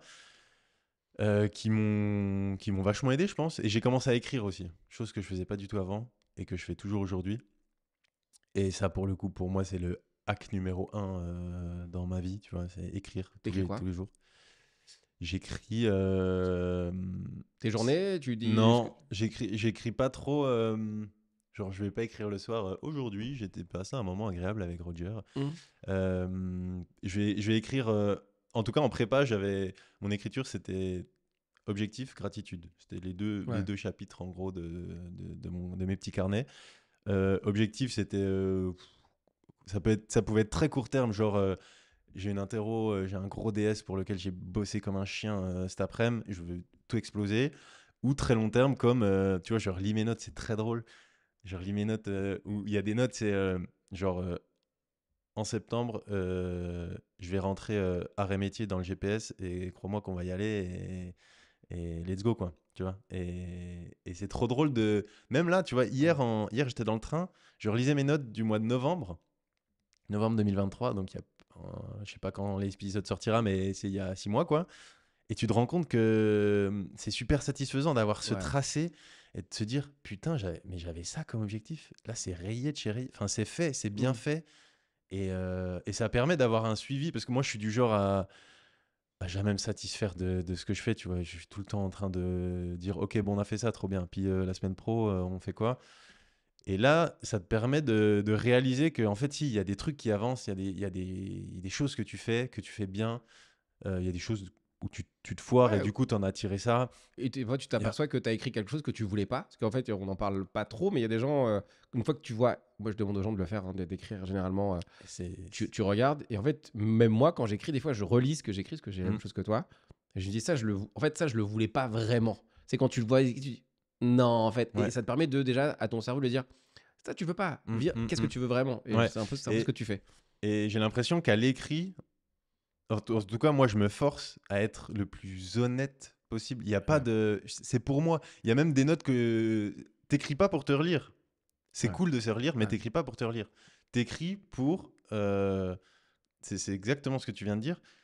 Pour ne pas avoir à. Le C'est mauvais... cette pensée qui ouais, va aller te faire dans une direction que tu veux pas trop. la mauvaise Parce que adresse. non, en fait, Ouais. l'écriture, l'adresse, elle est notée. Hmm. Tu sais ce que tu veux. Et il n'y a pas de. Il y a pas de triche, en fait. C'est toi et toi-même. Donc ça sert à rien de tricher. Tu vas perdre du temps, tu vas t'épuiser, machin. Donc t'écris, t'es cash avec toi, tu te mens pas. Et putain, c'est libérateur de fou, quoi. Si j'analyse un petit peu, si je fais un peu ce que je ferais si on bossait ensemble, par exemple, en fait, quand je regarde un peu ce que tu dis, une de tes grosses forces, c'est d'analyser les contextes et de réussir à savoir où est-ce que tu te poses dans le contexte sans te mentir. Quand beaucoup de gens viennent avec ce qu'ils savent faire et veulent que le contexte change. Donc en fait, toi, tu arrives, en fait, c'est une forme d'intelligence, hein, c'est l'adaptabilité, ça s'appelle. Tu arrives dans un contexte et tu dis, putain, en fait, ok, j'ai des skills, ok, j'ai des éléments que je connais, ok, j'ai des références qui pourraient en plus me dire que potentiellement je pourrais être bon. Il y a des gens, ils vont rester bloqués et ils vont se dire, je veux que le contexte s'adapte à moi. Toi, tu arrives en disant, ok, j'ai des skills, j'ai un nouveau contexte, je pourrais, par ego, c'est là où l'ego est problématique. Tu sais, tu as des reconnaissances, tu as des choses qui Ouais, fonctionnent ouais, bien, je tu as des vois. facilités, tu as des choses. Tu arrives en disant, ok, les gars, bon, là, je vois que je suis le mec nul de la classe qui Ouais. était moi. Donc, je suis content que tu vives aussi ça. Hello. Hello. Et finalement, tu arrives dans le contexte et tu dis, ok, bon, là, je suis nul. On remet tout en question et on essaye de savoir comment faire pour devenir meilleur dans ce nouveau contexte. Je sais pas si tu avais vu ça comme ça ou en tout cas, tu as de dire que je me suis J'ai jamais complètement vu ça planté, hein. comme ça, mais quand tu parles d'adaptabilité, en fait, c'est marrant parce que c'est vraiment le. Aujourd'hui, je bosse avec un agent qui m'aide sur la partie événementielle. Et notre mot d'ordre, en fait, c'est de nous adapter à tout- toutes les problématiques possibles. Tu vois, tu te doutes que quand tu bosses avec les JO d'un côté et quand tu vas faire une conf dans une PME au fin fond de la Bretagne de l'autre, ça va pas du tout être les mêmes interlocuteurs, les mêmes problématiques techniques, les mêmes enjeux et compagnie. Et notre challenge, c'est d'être enfin, en tout cas, d'exploiter au maximum tout ce que je suis capable de donner dans ces différents milieux et de nous adapter à toutes les possibilités de ce qui va arriver. Et du coup, je me reconnais vachement là-dedans. Et moi, en fait, je vois surtout que c'est ça qui me challenge. Tu vois. Enfin, Ouais, je tu vas le m'adapte. chercher. Ouais. Et j'ai aussi ce truc, je pense, qui peut être une faiblesse, mais de me voir encore vachement comme un débutant dans tout ce que je fais. C'est un des trucs que je vois là, sur, entre guillemets, avec les gens qui réussissent le plus, c'est de se dire, en fait, j'ai encore tout à apprendre. Je Ouais. me considère. Je dis pas que je suis nul parce qu'au fond de moi, enfin, en tout cas, parce que les autres me renvoient une image qui me fait comprendre que je suis pas nul, mais j'ai pas du tout l'impression d'être aussi. Tu vois, même sur le vélo, tu vois, quand je fais des trucs, c'est super rare que. Hier, j'ai fait un truc où j'étais un peu fier de moi à l'entraînement, mais c'est super rare. Ouais, je Ça vois très bien arrive ce que tu veux dire. jamais.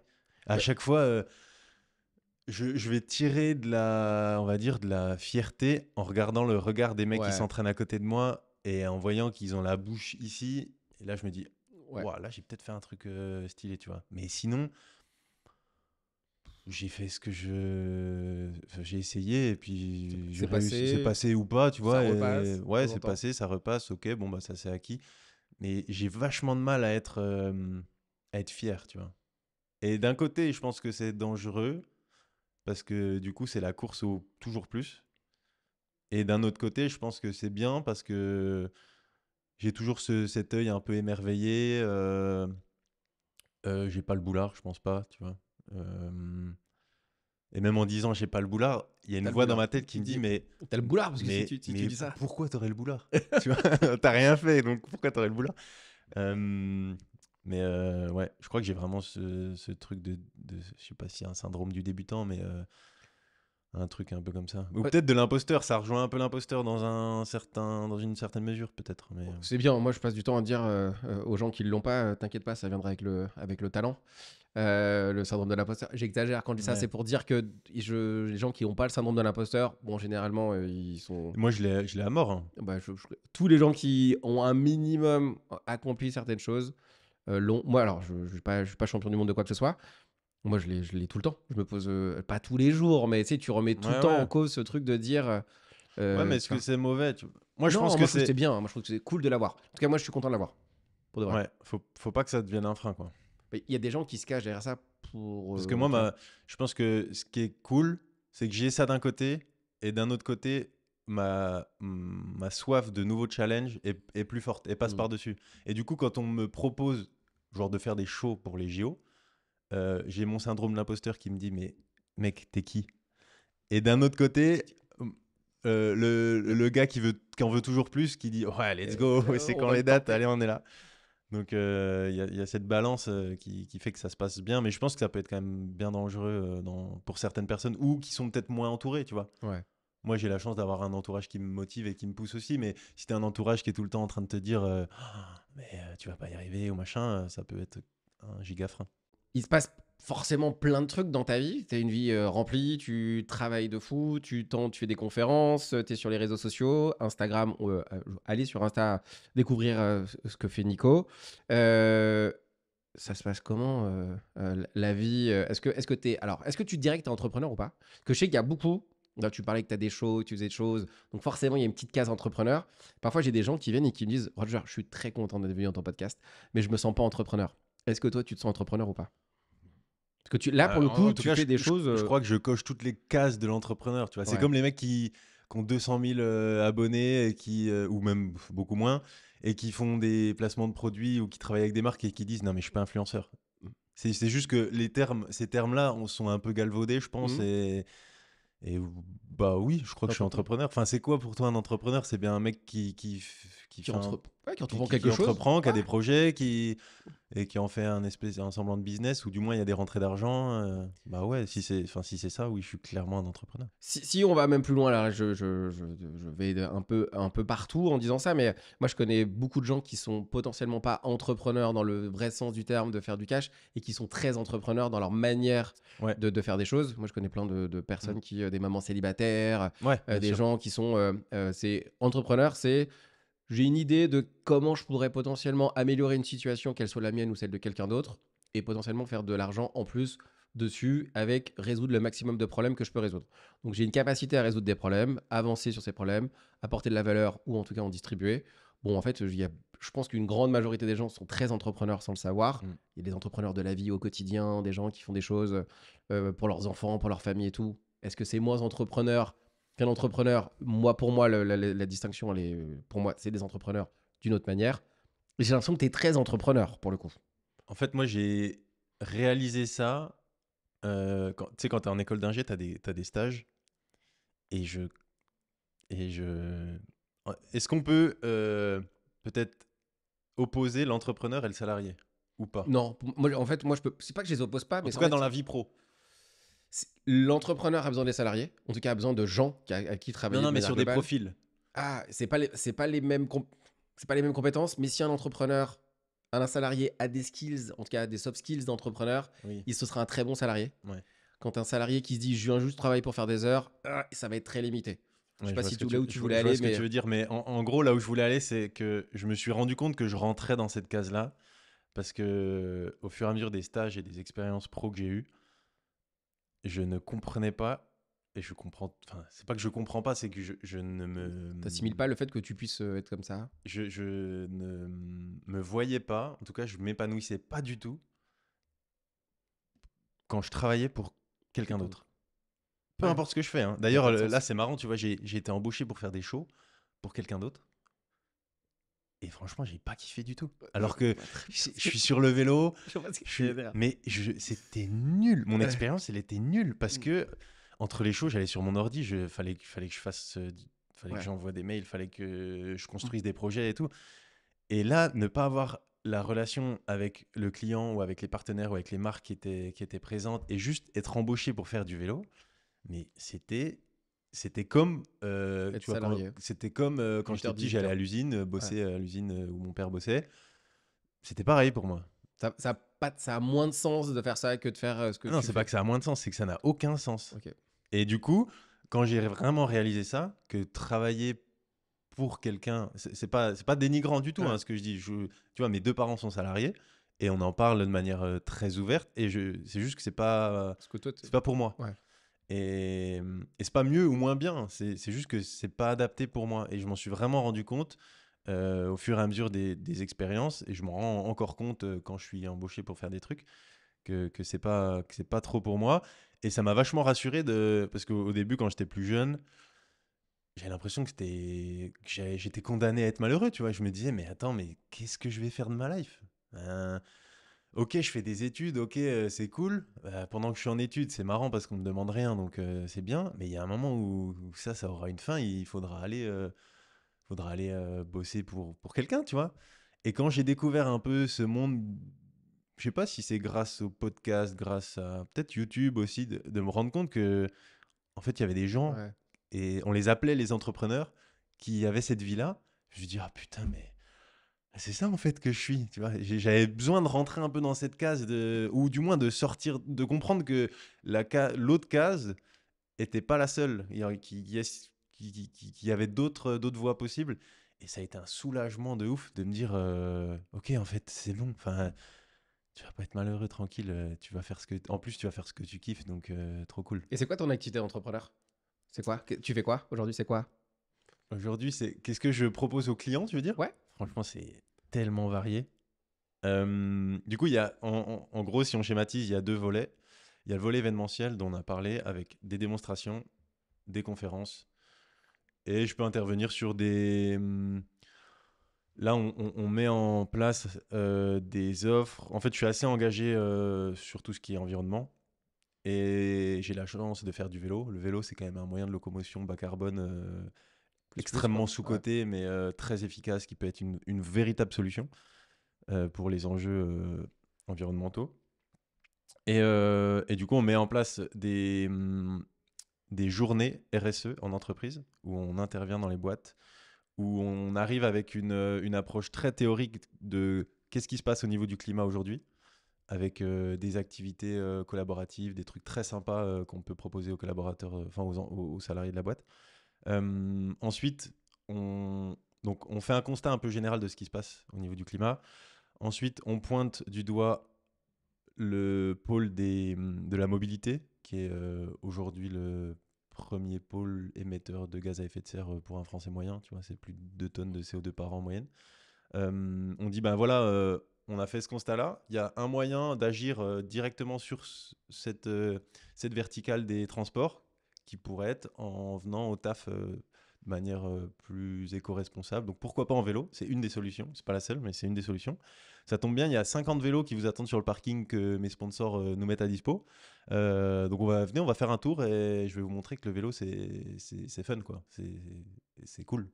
Et je constate, pour avoir fait beaucoup d'événements et avoir vu du monde, que le vélo, il a encore un peu une image de moins en moins dans les grandes villes, mais en tout cas, quand tu sors des grandes villes, il a quand même cette image de le vélo, c'est galère, c'est de l'entretien, c'est le Tour de France, c'est de la sueur, c'est dur.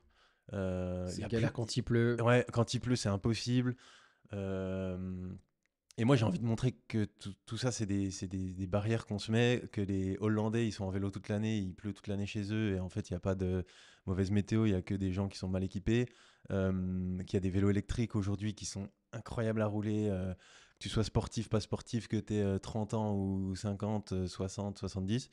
Et donc, je veux rafraîchir un peu cette image, donc on va faire un tour en vélo, j'essaie de leur transmettre un petit peu ma passion.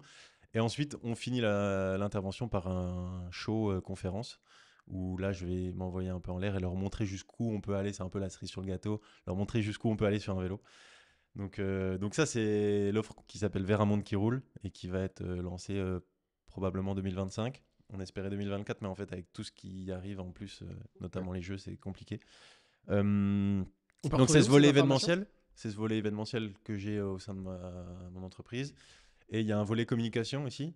Donc je vais travailler avec des marques, des sponsors, comme tout athlète normal, on va dire. Des marques qui vont me payer pour représenter les valeurs de la marque, mettre en avant les produits, travailler sur le développement des produits aussi. Moi, j'ai cette chance d'avoir cette casquette aussi ingé qui me permet de... Bah, tu vois, c'est tout con, mais sur une marque de vélo, je sais lire des plans. Donc, Hmm. je vais pouvoir dire, ben, non, cette biellette là, si tu la décales de 5 mm de ce côté-là, on va peut-être gagner en rendement à ce moment-là. Donc voilà, ça passe aussi par de la création de contenu. C'est un peu le mot d'ordre aujourd'hui, tu Bien vois. sûr. Et je crois que quand tu es athlète, aujourd'hui, tu n'as plus trop le choix. Je pense que Sauf si même quand tu es t'es... entrepreneur, je pense. De Ou manière globale, quand tu es ouais, quand... entrepreneur, je Ouais, pense que tu n'as presque plus le choix. ouais, L'expertise suffit ouais, plus ouais, ouais. à elle seule. En tout cas, jusqu'à un certain niveau. Et donc les puristes vont dire que c'est une très mauvaise chose et que du coup, tu as des mecs qui sont très bons créateurs, moins bons sportifs, qui finissent par vivre mieux que des très bons athlètes, mauvais créateurs. Dans la Donc musique. ouais, c'est valable dans tous les Beaucoup. milieux un peu artistiques. Je Ouais. pense que c'est vachement représentatif de l'industrie aujourd'hui. Moi, j'essaie de voir la chose plutôt de l'autre sens, en me disant que en fait, c'est une opportunité de fou pour nous tous passionnés de sport ou d'art ou peu importe, de vivre de notre passion. Et, euh, et du coup, on crée beaucoup de contenu pour les sponsors, mais aussi pour d'autres marques. Donc ça, c'est la partie communication, on va dire brand content ou snack content. Et il y a des projets un peu plus ambitieux sur des projets de films ou des projets de documentaires sur lesquels on bosse en ce moment. Là, je vais te faire un petit spoiler, mais l'objectif ultime serait d'allier mon engagement environnemental et ma passion du vélo au sein d'un projet de docu. Donc l'idée, c'est d'aller rider dans des endroits menacés par le réchauffement, par le dérèglement climatique, et d'aller au contact des assos locales, des gens qui œuvrent chaque jour bah, pour essayer d'améliorer les choses et de mettre en lumière un petit peu le travail de ces gens-là. Et en plus de ça, toujours en utilisant le vecteur du vélo pour faire des belles images, pour avoir cet effet waouh qui visuellement sera intéressant et qui pourra amener des gens en salle de ciné ou sur les plateformes, quoi. Je sais que cet aspect écologique est hyper important, mais pas grâce à toi. Est-ce qu'on peut me passer mon téléphone, s'il vous plaît? Mais Eh j'ai peur. oui, bah, t'as Ah, raison c'est ça d'avoir la peur. surprise. C'est ça, merci beaucoup. T'as raison d'avoir peur. T'as raison. J'ai très peur. Oui.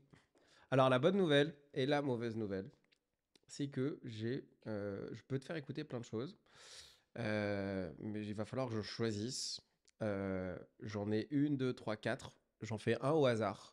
Et comme ça, je peux te faire écouter les trois autres s'il faut, mais je t'en choisis un au hasard. Alors attends, hop, je mets le Euh, son. Je mets celui-ci. Qu'est-ce que tu me D'accord. Attends. racontes? Nananana. Celui qui est le plus long, tiens. Est-ce que tu leur as parlé de ta passion pour les entrecôtes bien saignantes? Ah, ça, je reconnais la voix. Allez, attends, Tu es deuxième. plus ski ou vélo? J'en ai deux autres, je te les fais écouter. Vas-y. Allez. Est-ce qu'il est content? J'ai pas l'impression. Coucou mon chéri, est-ce que tu leur as parlé de ta passion pour l'avion? L'avion. L'avion. Alors, Grande hop, là, passion. c'est le dernier. Coucou mon chéri, alors quand est-ce qu'on déménage à Tahiti? Tu choisis de répondre à celle que tu veux.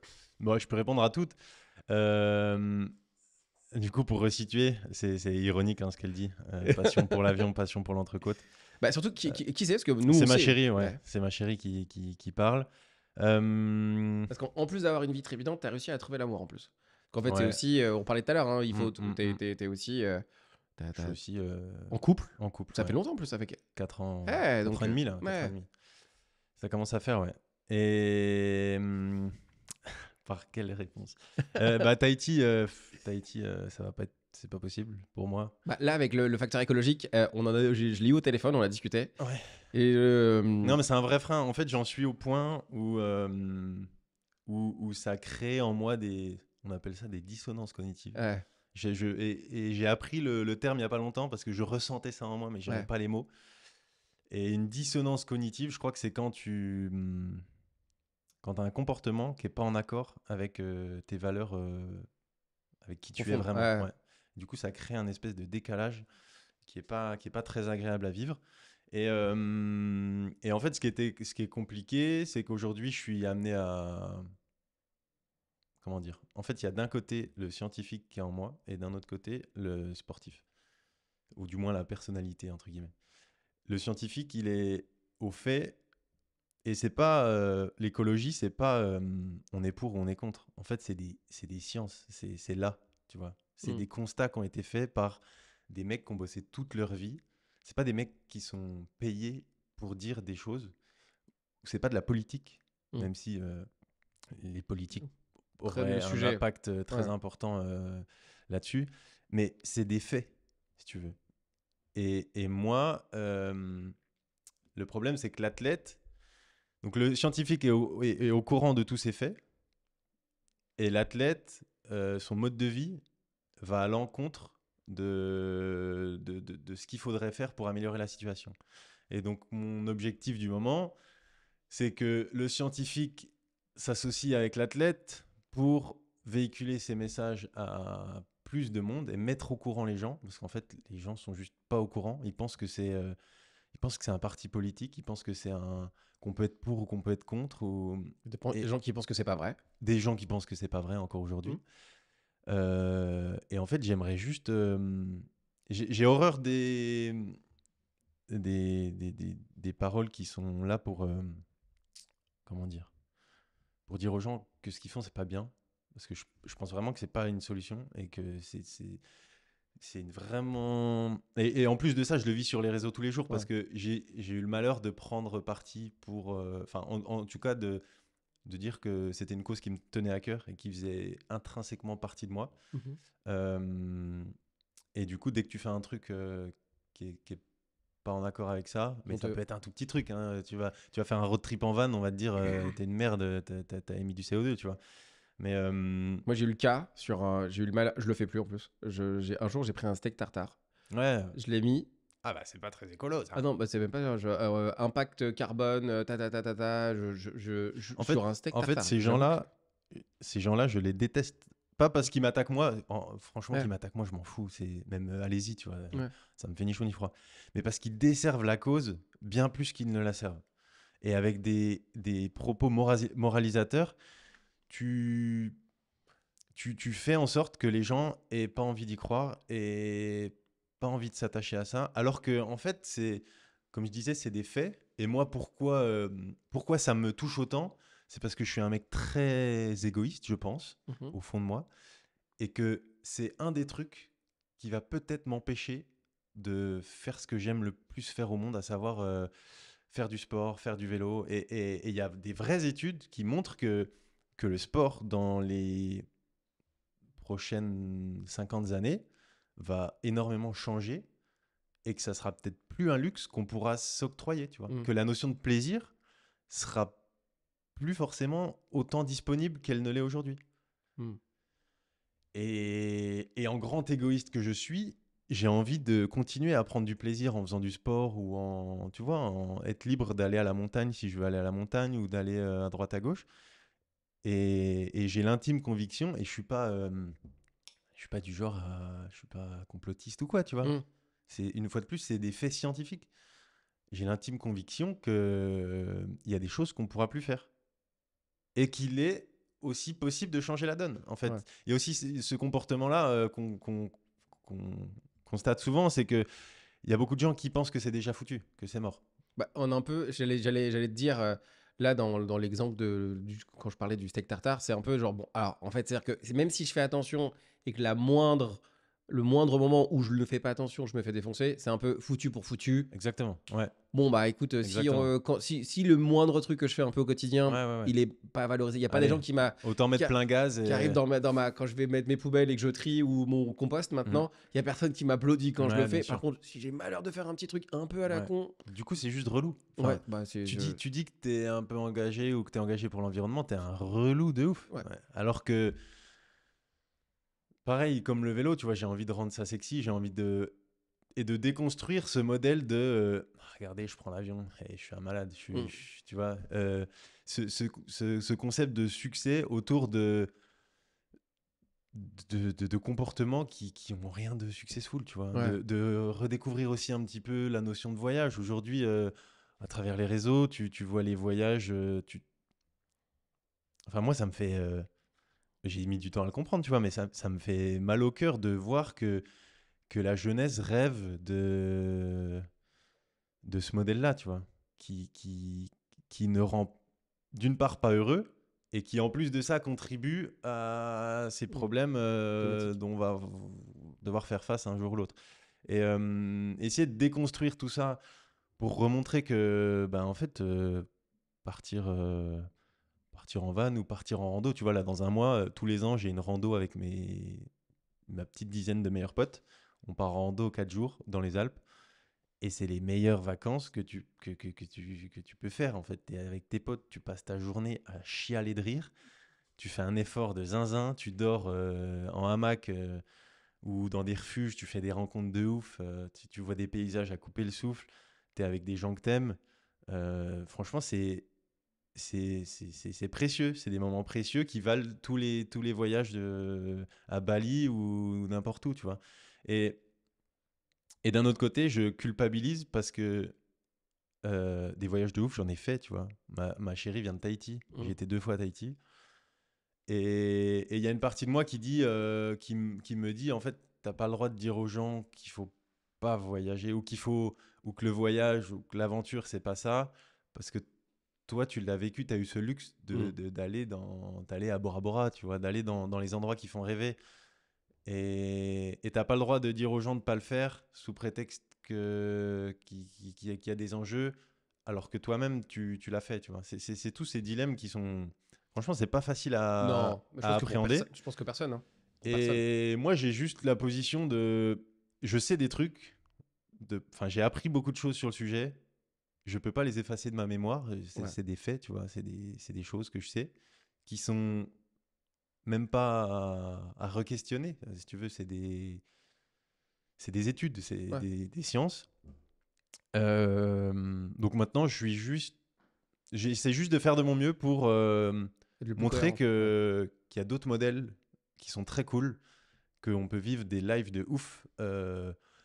L'exemple de l'avion, c'est vraiment un exemple parmi d'autres, Ouais. mais sans prendre l'avion, tu vois, on peut faire des trucs de zinzin. L'année dernière, en fait, mon challenge de 2023, c'était de pas prendre l'avion du tout. Et franchement, c'était dur parce que quand tu as une marque qui te dit on te paye pour aller à Los Angeles pour tester des quads pendant 4 jours, tu te dis mais oui, enfin oui, j'ai envie d'y aller, tu vois, c'est trop bien. Enfin, Oui.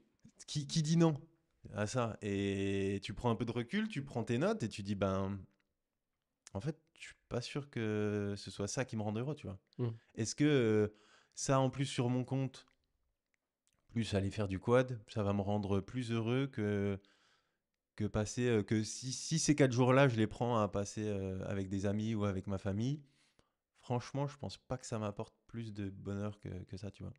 Et c'est super dur à faire parce que tu reçois le mail, tu as envie de dire Banco, je viens, envoie mon billet, tu vois. Mm. C'est tellement tentant. Et finalement, tu prends un peu de distance par rapport à tout ça. Et en plus de ça, c'est des choix que je regrette jamais. Maintenant, j'ai un peu plus de Ouais. recul sur la situation, tu vois, ou des OP sur les réseaux, de marques très connues qui bossent avec des Ouïghours ou qui font de la fast fashion ou des trucs comme ça. Il y a des beaux chiffres en face, tu vois, il y a une réalité financière aussi Ouais, bien derrière. sûr. Ouais, ouais. Et j'en veux pas au mec qui bosse avec ces marques-là, qui est pendu je sais pas, par des dettes ou qui a vraiment besoin d'argent, machin. Mais Toi, dans ta conviction, en tout cas, c'est pas quelque chose que tu as envie de continuer de faire ou de en fait, valoriser non, ouais, j'ai dans la complètement communication. arrêté. Ouais. J'ai complètement arrêté et je ne le regrette pas, en fait. Ouais. Tu vois, mais au début, j'avais trop peur. Je me disais, attends, mais là, je suis en train de refuser plusieurs milliers d'euros pour faire pour mes convictions écolo là. Est-ce que ça a du sens, tu vois Et finalement, La réponse est oui. bah, franchement, ça a du sens de ouf.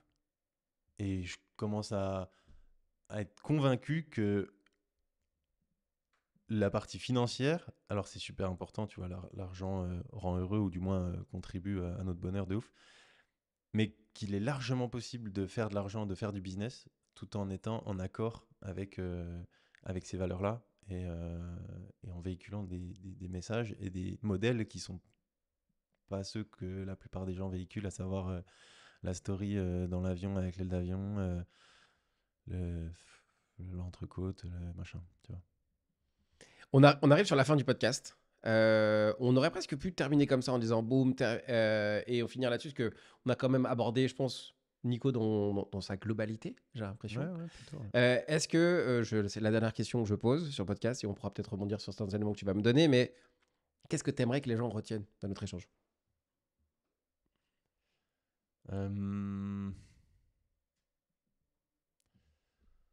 Je sais pas, en tout cas, qu'est-ce que, si je me mets à ta place, qu'est-ce que je retiens?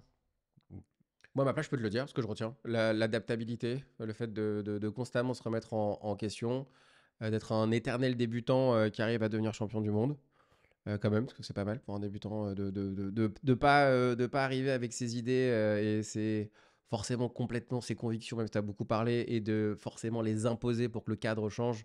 Même si là, dans la conviction, dans la dernière, tu as envie que le cadre change. En tout cas, c'est une volonté, c'est un début de parcours, en tout cas, j'ai l'impression. En tout cas, dans les idées et dans ce que tu vas mettre en place. Moi, je retire ça. Moi, ce que j'ai dit, enfin, il y a une phrase que j'aime bien. Attends, faut que j'arrive à la remettre dans l'autre sens, dans le bon sens. Ça m'arrive tellement ça, d'avoir C'est une trop phrase en chiant, tête. ça. Bah, avec l'invité Non, avant, non, mais c'est en pareil. tout cas, il y a un truc qui résume bien, je pense, tout ce que j'ai vécu ces dernières années. C'est rêver grand, commencer petit et continuer longtemps. Mm. Et surtout le continuer longtemps, en fait. Ouais. Et je me rends compte que ma génération, on est beaucoup dans le rêver grand, commencer petit, mais pas continuer longtemps. Ouais. Dès que c'est dur, ou dès qu'il y a un problème, ou dès qu'il y a un imprévu, dès que machin, on se dit ah, je suis pas fait pour ça en fait. Et je rêvais d'être cuistot. Je vois bien que ça marche pas au bout de 6 mois. Allez, qu'est-ce qui me plaît? Oh, j'ai écouté un podcast de mec qui faisait du vélo. Bon, allez, je vais faire du vélo maintenant. Tu vois. Et on est vachement dans cette consommation de nouvelles passions, de se raconter des histoires, de s'inventer des vies, de s'inventer des objectifs. D'un côté, je pense que c'est bien parce qu'il faut rêver, tu vois. Et il y a des gens qui vont au bout, donc c'est génial. Mais d'un autre côté, je pense qu'on se fatigue, que ça épuise aussi pas mal de personnes, que ça crée de la frustration, que ça crée de la jalousie, que tu vois, que c'est pas. Et le continuer longtemps, pour moi, je crois que en fait, c'est le seul truc qui fait la diff entre un mec qui. Mais c'est un peu ce qu'on disait au tout début, tu vois. C'est limite la seule chose qui fait la diff entre le mec qui finit par réussir et le mec qui est pas allé au bout. C'est juste simplement que le mec qui est pas allé au bout, il a arrêté un moment. Moi, j'ai une phrase que j'utilise, que j'ai depuis que j'ai commencé à devenir entrepreneur, parce qu'avant j'étais steward. Alors là, tu vas me tuer. Ah, j'ai appris ça aussi. J'étais steward. Parce que Voilà, j'ai là. mené ma petite enquête. J'étais steward, j'étais de cabine Ouais. chez Transavia. Et Ah bah t'as fait de l'avion, toi, t'en as bouffé. pour J'en le coup. ai et pendant 10 ans. Donc C'est autant bien. te dire que là, tu dois dire, attends, l'enfoiré. Ah non, non, non. Non, mais pas du tout, justement. En fait, Je te taquine, je me doute que t'es pas c'est comme pas ça. du tout ça. En tout cas, j'espère. Parce que ça paraît pas, mais il est très grand. À tout moment, je retourne la table, là. Et moi, une phrase que quand j'ai commencé à devenir entrepreneur, que j'avais aussi dans le break pour le coup, mais qui a eu plus de sens en devenant entrepreneur, c'est le plus important, c'est pas de briller, c'est de durer. Et les deux sont compatibles, mais il y en a qu'un seul qui te permet de briller très longtemps, tu vois. C'est ça. Donc la phrase que moi j'ai en tête, c'est le plus important, c'est pas de briller, c'est de durer. Et je mets la petite phrase derrière. Les deux sont très compatibles. Parce que les gens, ils disent, il faut briller et pas durer. Ou alors, si on dure, on brille pas. Non, on peut briller et on peut briller que si on dure. Ouais, j'entendais je crois que c'était je sais plus si c'était Redouane Bougueraba, l'humoriste, qui disait que son agent lui avait dit il faut 10 ans pour être connu du jour au lendemain. Ouais, elle revient très souvent cette phrase. Ouais, ouais. Et je trouve que. En plus, lui, c'est vraiment l'exemple parfait du Ouais. mec que personne ne le connaissait du jour au lendemain. Enfin, on Ouais. pense que c'est du jour au lendemain, mais non, en fait, le mec, il était dans des cafés comiques de merde pendant 10 piges à essayer de faire rire 3 pelés. Et maintenant, il remplit le vélodrome, tu vois. Et je trouve que ça résume bien ce truc de rêver grand, commencer petit et continuer longtemps. Elle est trop bien. Franchement, je te la piquerai cette phrase sur moi. J'aurais copyright. Là, on va voir avec les avocats surtout. Attends, on se les prête, on peut se prêter Attends, des allez, phrases. ok, On peut on se se la prêter- prête, on se la prête. En tout cas, on terminera là-dessus. Merci beaucoup, Nico, d'avoir partagé tout ça avec nous. De rien, merci à toi. Et je te dis forcément, moi, à très vite. À bientôt. J'espère que cet épisode t'a plu. Si toi aussi tu as envie de passer de entrepreneur à high value entrepreneur, tous les liens sont dans la description. N'hésite pas à me contacter, tu vas voir, on va pouvoir faire des trucs de dingue et peut-être que tu auras des choses à raconter aussi passionnantes que l'entrepreneur que tu viens de voir. On se retrouve au prochain épisode. Merci et à très vite.